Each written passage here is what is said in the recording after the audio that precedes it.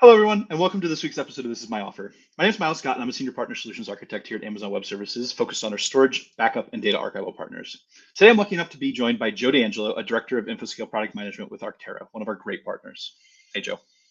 Hey, Miles. Thanks for having me. Awesome.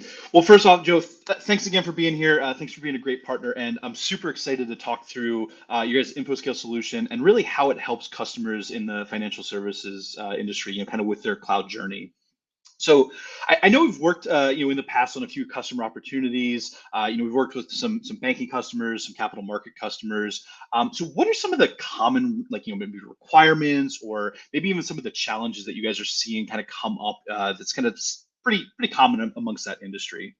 Yeah, well, that's a great question. I mean, we see a number of different challenges, a number of issues that really sort of come to the surface with financial services customers. It's a very highly regulated industry, right? There's a lot of compliance standards that have to be maintained. So with that often becomes a lot of regulatory considerations around how they actually achieve certain levels of disaster recovery and so on.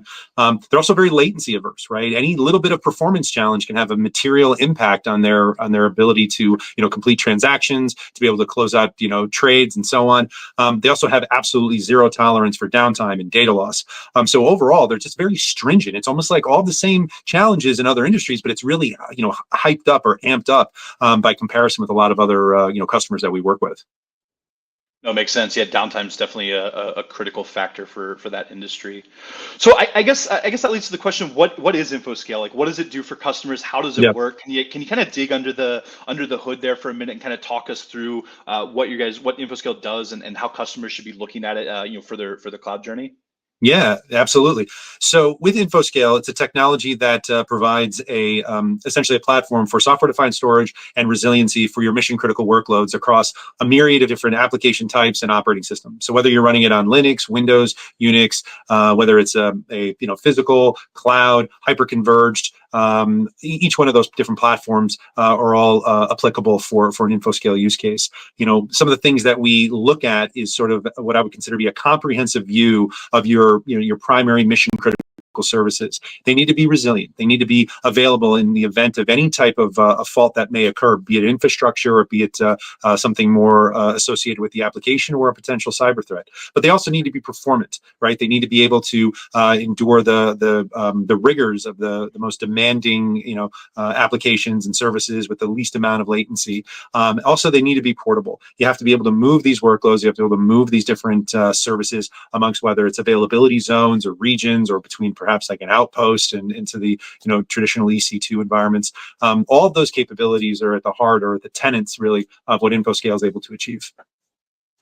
Yeah, I think that's actually one of my favorite features about InfoScale is the ability to take storage and span it across both availability zones and regions. That's super. We've seen a lot of customers be really excited by that and starting to kind of leverage that to kind of expand the resiliency. Yeah, it moves the needle for sure. Definitely. So you mentioned resiliency, you mentioned disaster recovery. Obviously AWS. We have a pillar of our well-architected framework that covers resiliency, and I know we have a lot of guidance out there. Kind of we have a shared responsibility model for both security and resiliency. And in that responsibility model, we talk a lot about what AWS does to kind of offload that burden for customers. You don't have to think about things, certain things like durability. That's provided with a bunch of our storage services or availability. These are things that we provide for customers really to kind of take away some of that undifferentiated heavy lifting. So in terms of the other side of the responsibility model and what a customer is responsible for, obviously it sounds like InfoScale would be great to kind of help take additional burden off the customer. Can you talk through some of the things that it would do to help them with their kind of components or their requirements of the shared responsibility model? Absolutely. I think it's important that when you look at the responsibility that you as the hyperscaler, how you unburden the infrastructure challenges associated with those workloads, the individual applications themselves still require to be available, resilient, performant, etc. And with that transition to the cloud, none of those responsibilities go away. The expectations of your customers don't go away. They honestly don't really care that you've moved it into the cloud. And at the end of the day, the shared responsibility model dictates that the end user user tenant is still responsible for that.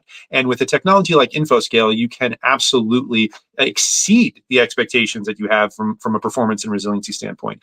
We can, automatically move workloads amongst availability zones with no data loss whatsoever. We can replicate any particular workload that you have from one region to another in the event that there's a much more wide-scale outage or something that compromises your service. We ensure that you can take full advantage of all the different storage technologies that exist within the cloud, right? So you can take advantage of all the EBS layers, the S3 technologies, as well as the ephemeral instant storage, all within the same footprint. So it has the ability to address not only those resiliency challenges, but also the economics of the cloud. Because we like to think of the cloud as a decision is as much about technology as it is about the the cost associated with it. For sure, for sure. So that's all super interesting. I guess it would really help me to understand this if maybe do you have like a customer example that we can kind of work through? Maybe like an anonymized one, obviously, but something we could talk about. Yeah, exactly. Something we could talk about in terms of like like a customer coming to you with a problem, what you guys did, and then kind of what the results were. Like how did it benefit the customer? What did they take away from the partnership with AWS and Arctera? Yeah. Well, I can say that there's a number of customers, financial services customers, who have had material benefits from InfoScale as they consider that transition to the cloud. One in particular, their trading platform, they had a very strict expectation on completing those trades within a very finite period of time. And one of the things we were able to provide them with is a way to accelerate the performance of that workload using ephemeral storage resources through a concept that we call Smart IO. This gave them the ability to, again, ensure that those trades can be completed on time, and they did not have to, again, recompile or in any way manipulate or modify their application to take advantage of that. We've had other financial services customers who have seen incredible operational savings associated with leveraging InfoScale. One of the things that is quite a major concern is the cost of downtime. And with a technology like InfoScale and the operational, I would say, efficiency that you gain from it, there is incredible savings that can be made across all the different use cases. Again, regardless of the workload, regardless of the platform. So it's not necessarily specifically the financial service customers that benefit from it, but it seems to be they're the ones that most frequently do. Makes sense. Yeah.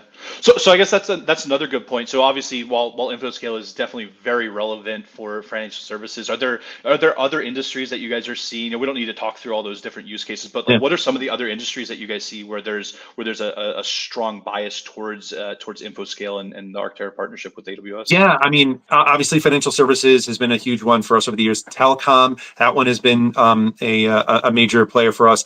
Transportation, that one.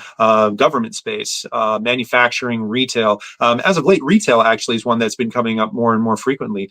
There is, I would say, we don't discriminate against those different industries. And the great thing about it is there's like a through line. There's like a common thread among so many of these different customers. At the end of the day, what is the cost of downtime? What, in fact, is that primary application that they're trying to ensure is performant and resilient and durable and portable?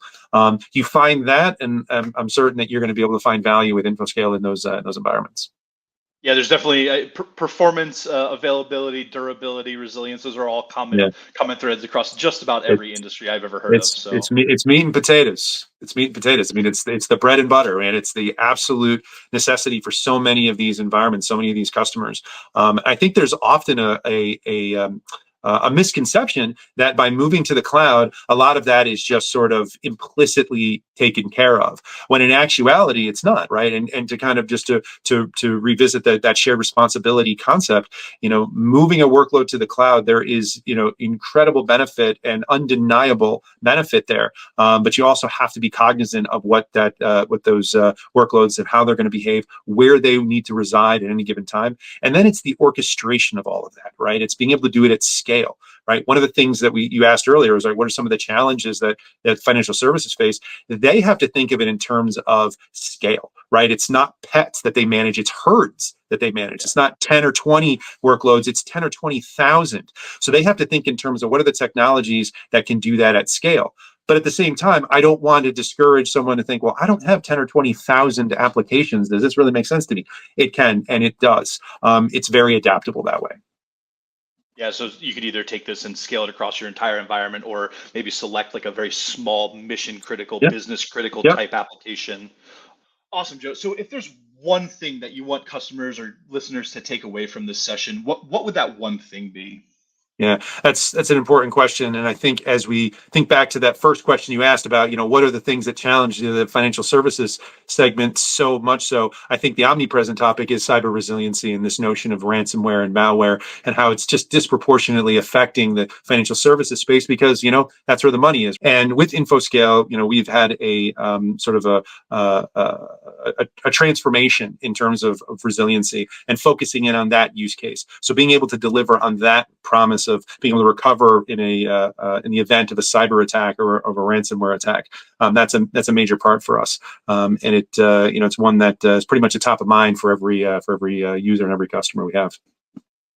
No, it makes sense. So reducing downtime, making things more performant, and kind of protecting your customers and the financial service industry against ransomware makes total sense.